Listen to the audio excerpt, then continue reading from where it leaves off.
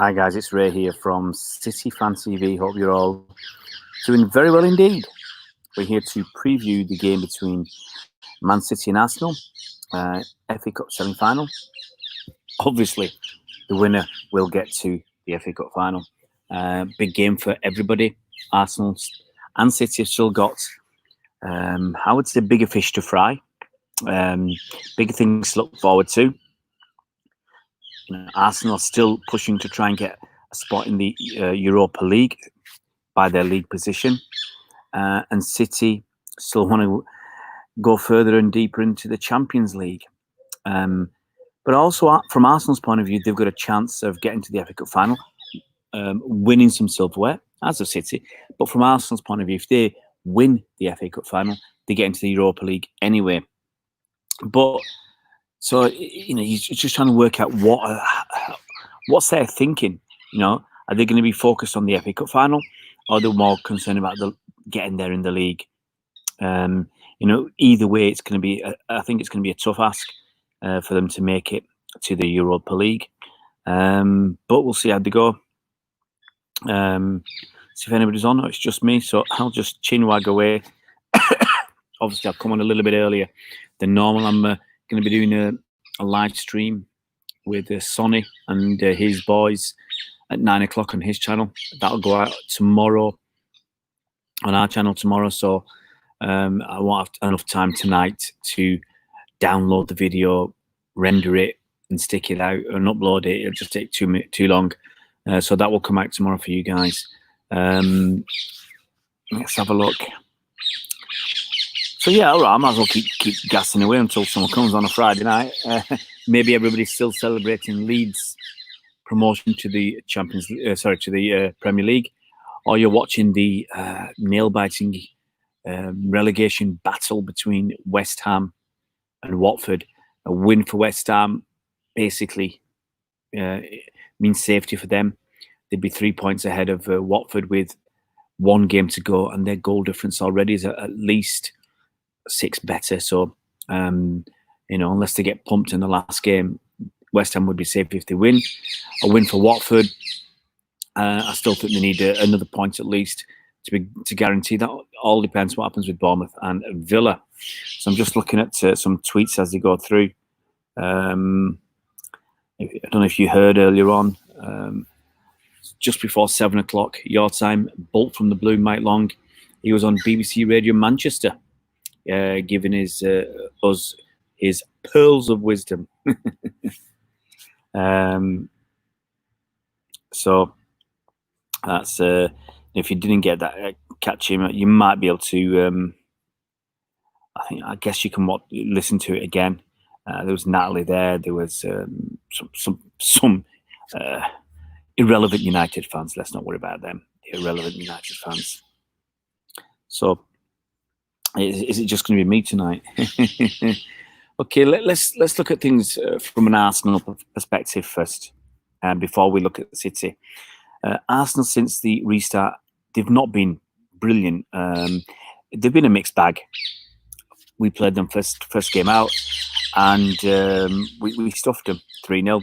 It was a very comfortable win, and to be honest, that's what it's been like playing against Arsenal in recent times. It's been generally comfortable wins. We've beaten them, I think, was it 7 out of the last 7? Before that, okay, they beat us in the FA Cup semi-final a few years back. And the last time I think they won away at any of the big 6. Are they still part of the big 6? I don't know if Arsenal's still part of the big 6. The last time I think they won it away at big 6 was at Man City, but that was years and years ago.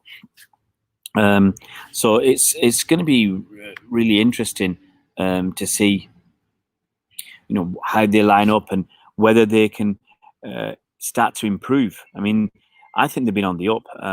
People might not totally agree. I think they've been on the up. And if you look at since they come back, they lost to City 3-0. They lost to Brighton 2-1. But then they started to turn it around. They won away at Southampton, which I think is a good victory. I mean, Southampton are mid-table. They're doing quite well. They're beating us. They won in the FA Cup away at Sheffield United. Sheffield United weren't in great form at the time, but Sheffield United were high in the league. So, I think that was another good result. They pumped Norwich 4-0. They won away at Wolves. That's a huge result, and I think that's probably almost completely finished Wolves' chance of making it into the top four. So that was a good win. They've drawn with Leicester. I think that's another good point. Leicester were, I think, third at the time. They lost to Spurs. I don't think they put in a good performance overall against Spurs. They had a lot of possession, but they didn't really do anything with it and create much. And then they got that fantastic result against Liverpool, where they had two lucky chances and they took them. And then with their backs to the wall, they held out. Hi, Danny, hope you're well. Absolutely looking forward to that game. So, you can have a pop at Arsenal in there, calamity defending and all that. But since those first two losses, since they lost those two games when we came back, they've won. Let me just 1, 2, 1, 2, 3, 4, 5. They've won 5 out of 7 games. Won 5, lost 1, drawn 1. So that's not bad return. 5 out of 7. So, they, as I said, I think they're on the up. The results and performances aren't where they need to be or where they want them to be. But the main thing is they're getting better. They're getting more solid. They're not getting spanked. They got spanked by us and they lost, was it 2-0 to Brighton? But since then, as I said, they've won 5 games. And even when they lost to Spurs, it was only 2-1 with the late goal. So they've not been spanked. I think they've got tighter. Look, without being arrogant, City are that sort of team that we can turn up, score a couple of goals within 5 minutes, and the game's put to bed and we can hit them for 5 or 6. But I don't think it'll be like that. I hope it is. But I think Arsenal will put up a far better fist of things than they did before. IGSG, I hope you're well, buddy. I started off the show by talking about Arsenal and the chances of making the Europa League. Now, there's going to be lots of different permutations. I think if City win the Champions League, okay, that's the first one we'll look at it. If City win the Champions League, I think we go down to, is it 7 spots? 7th we'll get into the Europa League, because obviously City have got the City have got the League Cup, which was a Europa League spot, and we'll see who gets to the final. If it's a City versus Chelsea final in the FA Cup, and Chelsea in the Champions League next season, then that'll open another spot as well. So I think you can get down to 7th in the league. Okay, now Arsenal 9th with 53 points. Spurs have got 55. Sheffield United got 54. Wolves have got 56. Arsenal's goal difference is 8. Spurs and Wolves are 11. And Sheffield United is 3. So it looks like if Arsenal win and one of Wolves and Spurs don't, that gets them to 56, even if Spurs draw.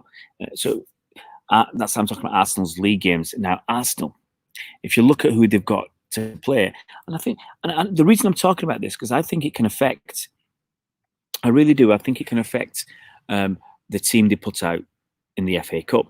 Now, I'm going to look at a lot of different things, but the last 2 games for Arsenal are away at Villa, home to Watford. Now, they could win both those games. They could lose them both. That's the way they're playing, and the other teams are scrapping for their lives. But Arsenal could win those 2 games and end up with, I think, 59 points. Now, here's the thing. I'm trying to think of a lot of things at the same time. How will Arsenal view that game? Could they change their team on the day? I think that's a possibility. Would Arsenal change their team at the last minute? And West Ham winning 2-0, so Watford look like West Ham look like they're safe. But I think no, they can't, because the only other game on Saturday is Norwich versus Burnley. Now, I thought if there'd been a few more games on Saturday, that would have affected the top of the table, like Tottenham versus Leicester. Now, if Tottenham had lost that game to Leicester, then Arsenal think if we win our next league game, we can leapfrog Spurs. These are the kind of things you think about. Definitely kind of things you think about. But, so roll it all back. But because it's the only game on Saturday before the FA Cup semi-final between Arsenal and Man City is Norwich versus Burnley, then Arsenal got nothing to go on. And for me, even though they've got another game on, I think it's Tuesday, they're playing away at Villa. For me, they've got to go with their best team. Whichever way you look at it, they've got 2 chances of making the Europa League. 2 chances of making the Europa League. One is by beating City and then winning the FA Cup final, and the second is by getting 6 points and hoping for the best, because that's what it is. They will be hoping for the best, because, as I said, they can't guarantee finishing in the top 7. There's also Sheffield United there, so Spurs could lose, Wolves could lose, and Sheffield United could win, and that could still scupper things. And there's Burnley knocking on the door just behind if anybody else slips up. So I think Arsenal will go with their best team. Let's see who else is on board. Hi, Video. Hope you're well, buddy. John Stone's recent performances. Happy to see him back.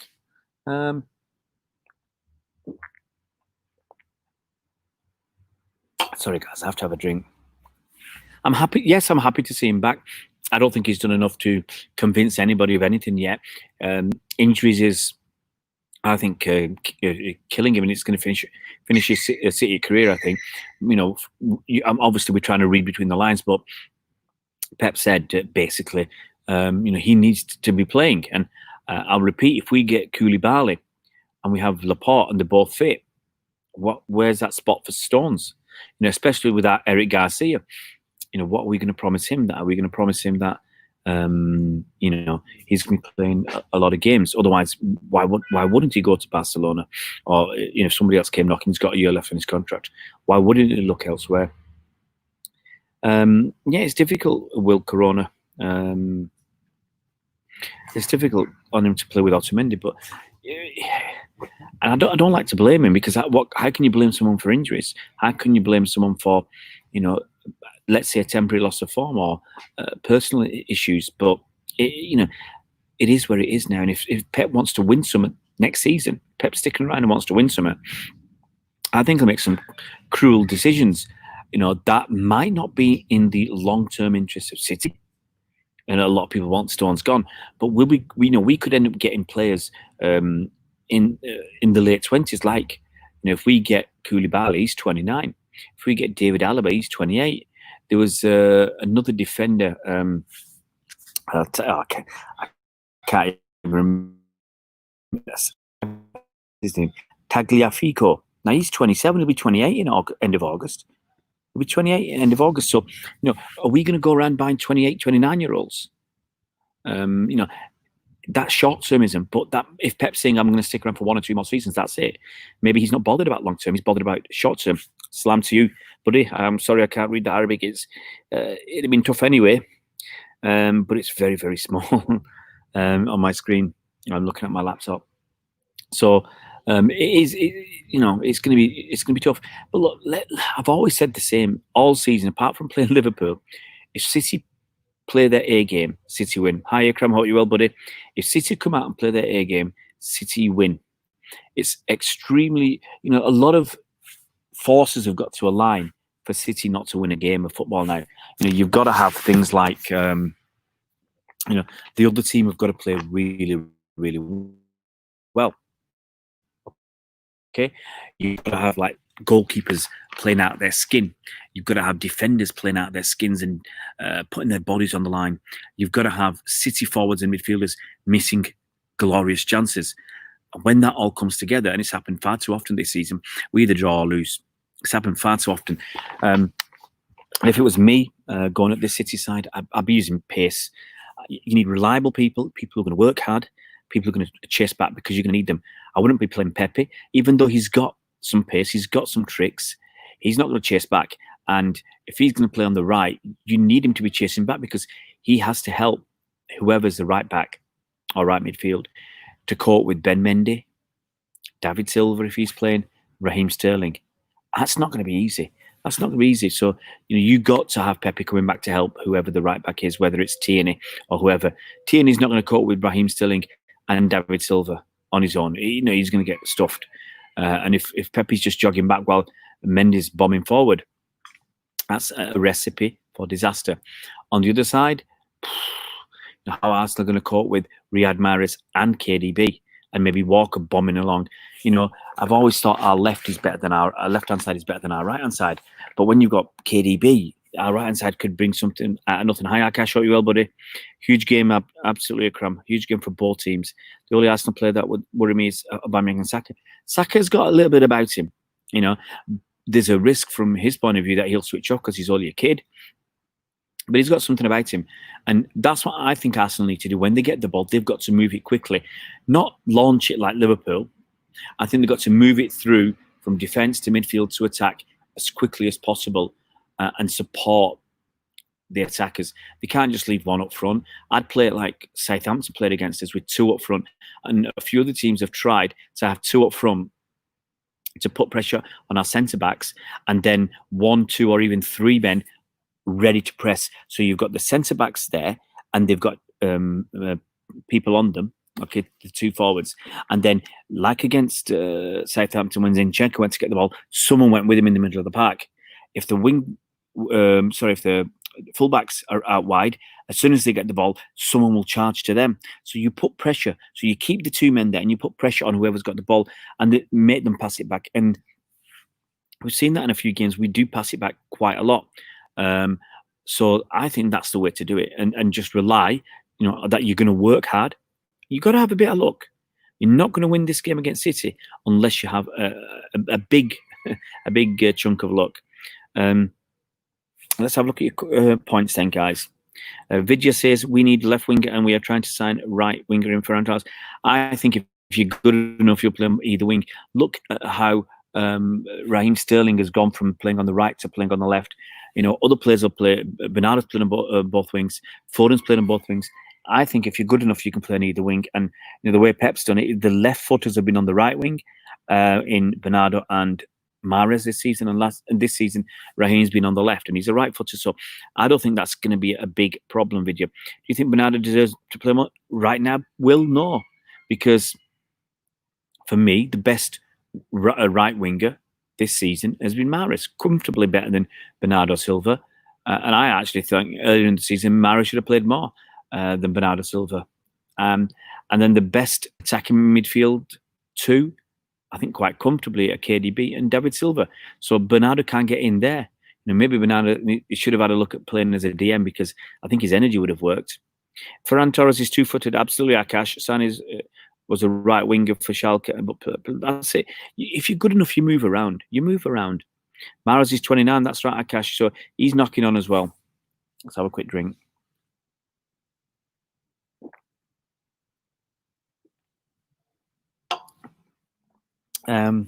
Yeah, Crum. I worry about that. If Arsenal get a goal early from a mistake for us, are we going to be able to respond? Eric Garcia might struggle in a big game like these semi-final games. I don't think so, Vidya. I've got every confidence in him. Look, he's not the finished article. He's 20 years old, and he's going to make mistakes. But he played against Liverpool, against, I think, one of the best attacking lineups in world football. I don't care what anybody says. The 3 of them might have only in the top 5 leagues in Europe rankings. I think they're 4th or 5th, Liverpool, with Firmino, Salah, and Mane. But they're still a formidable trio, and I think he played creditably well against Liverpool. Not perfect by any means, because he was caught out a few times. But as I said, he's 20 years old. He's learning. He needs to get more experience, and he'll just hopefully get better and better and better. But I don't think he's going to be overawed. He'll have 2 senior players next to him in Walker on the right. He's 29, 30 years old. Walker's got bags of experience, especially in the last 3 seasons at City and all that experience at Spurs. And then you've got Merritt Laporte on the other side. So, and actually when you look at Garcia, I remember that American tour 2 or 3 years ago. Garcia was the one who was controlling it at the back, telling others what to do. So I don't really worry about him.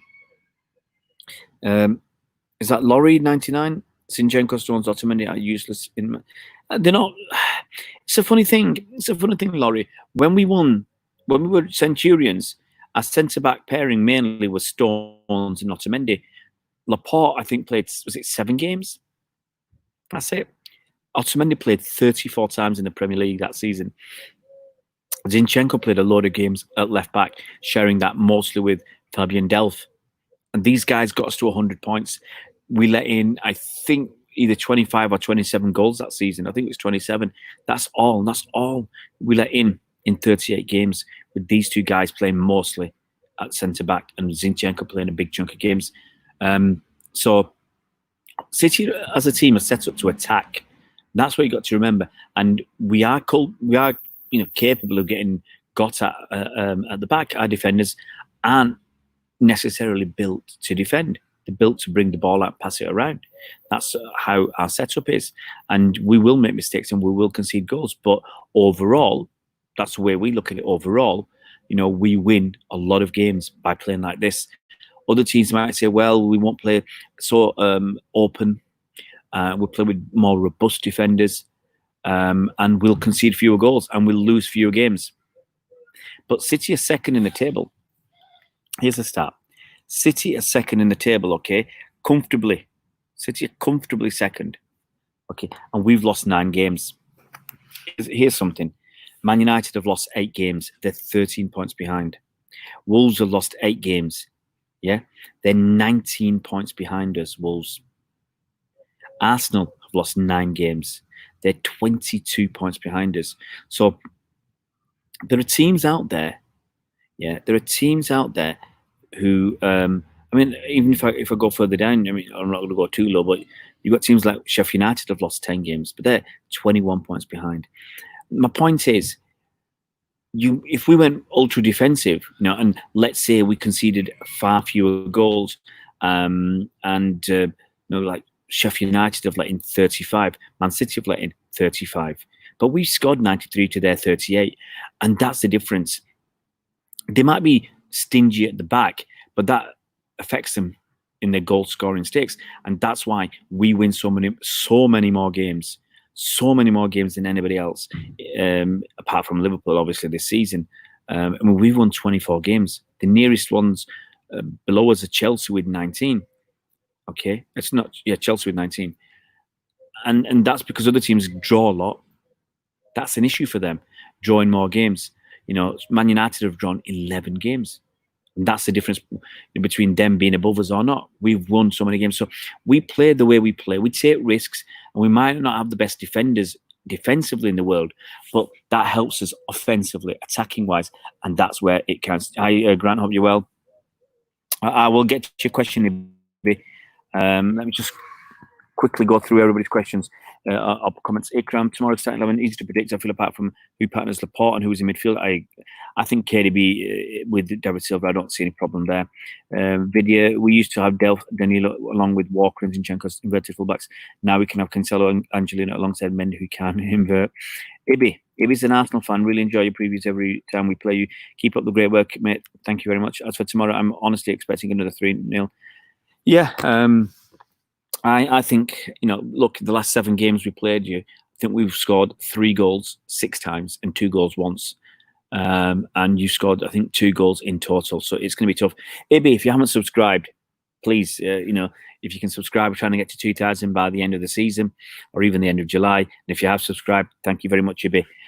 Tomorrow you'll see the stream I did yesterday with Same Old Arsenal. So you have Kenny Ken there. I can't tell you what the names I used last night with Kenny Ken. Kenny Ken was there, Manny was there, Dan Potts was there, and Lee Mark Judges was there. Tonight I'm doing one with Sonny. That'll be on our channel tomorrow as well. So there'll be 2 previews, I think, coming out tomorrow, as well as another Bolt from the Blue podcast looking at Liverpool getting stuffed by Arsenal, looking at the cast verdict, looking forward to the FA Cup semi-final. So there's going to be, I think, 3 things out tomorrow before I even get to the game.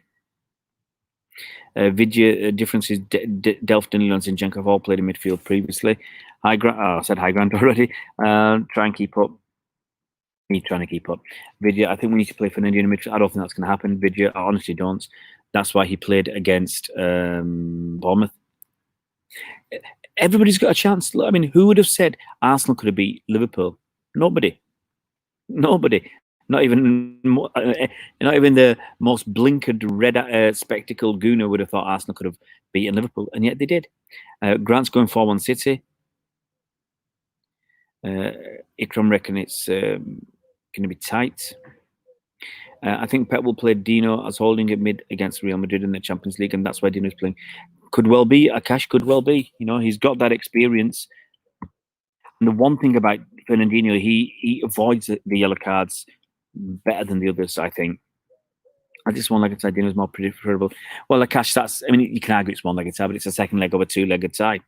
These Lacazette is more dangerous than Obama. I think Aubameyang's dangerous, but he's more of a flat track bully for me. I think is what Aubameyang is to me. He doesn't really turn up a lot of the big games. Akash. I understand, yeah. Would you have Fernandinho centre back? No, Fernandinho centre back. France starting 11: Edison, Walker, Garcia, Laporte, Zinchenko, Fernandinho, De Bruyne, David Silva, Mahrez, Jesus, Sterling. I think the front five pick themselves. Akash, what do I think about playing holding midfield in the rest of the Champions League one-legged tie? Him and Rodri together, it could really work. But then, it depends how Pep wants to do it. Do we want to carry on in this attacking style, which has lost us 10 games this season? Because we lost against Man United, the 9 league games, and we lost to United in the Carabao Cup second leg of the semi-final. Or do we go for a little bit tighter, play Fernandinho and Rodri as DMs, and then what do you do? How do you play the rest of your team? That's the thing. Then you play KDB on his own and as an attacking midfielder, and then the 3 men up front, Gabby J, Sterling, and Mahrez. Then there's no support. Is KDB the guy who has to support Mahrez and Sterling, or do you rely on Fernandinho or Rodri pushing up when we're attacking? You could argue that's what Gundogan should be doing.